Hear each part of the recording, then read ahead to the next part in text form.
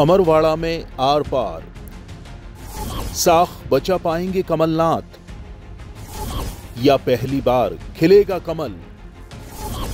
गोंडवाना गणतंत्र पार्टी बिगाड़ेगी किसका खेल?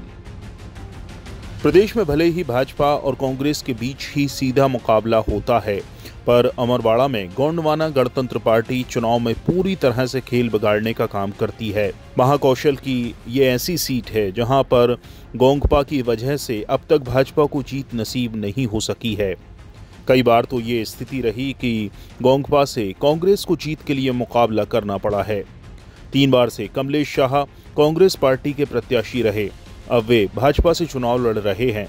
ऐसे में कांग्रेस के सामने प्रत्याशी चयन की भी बड़ी चुनौती है। पूर्व मुख्यमंत्री कमलनाथ लोकसभा चुनाव परिणाम आने के बाद से छिंदवाड़ा से दूर हैं। हालांकि नकुलनाथ ने अमरवाड़ा की चुनौती कबूल की है। आंकड़ों के जरिए देखते हैं कैसे गोंडवाना गणतंत्र पार्टी इस बार कांग्रेस का खेल बिगाड़ रही है। अगर 6 माह पहले हुए विधानसभा चुनाव की बात करें तो 2023 में गोंडवाना गणतंत्र पार्टी के देवीराम भलावी ने 18,231 वोट लेकर भाजपा को नुकसान पहुंचाया था। इसी तरह 2018 के चुनाव में वे 61,269 वोट लेकर दूसरे स्थान पर आए थे। 2008 के चुनाव में मनमोहन शाह भट्टी 36,288 वोट लेकर दूसरे स्थान पर रहे थे। 2013 में भी भट्टी ने 46,165 मत प्राप्त किए थे। इसी तरह लोकसभा चुनाव में बीजेपी और कांग्रेस के बाद सबसे ज्यादा 55,988 वोट गोंडवाना गणतंत्र पार्टी के देवरावेन को मिले हैं।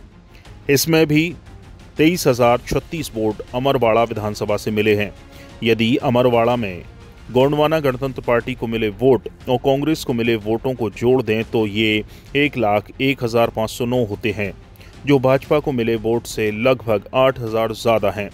यानी यहाँ गोंडवाना गणतंत्र पार्टी लड़ाई में ना होती तो अमरवाड़ा सीट पर भाजपा को लीड मिलना मुश्किल हो जाती। ऐसे में कांग्रेस इस सीट को हर हाल में जीतना चाहती है।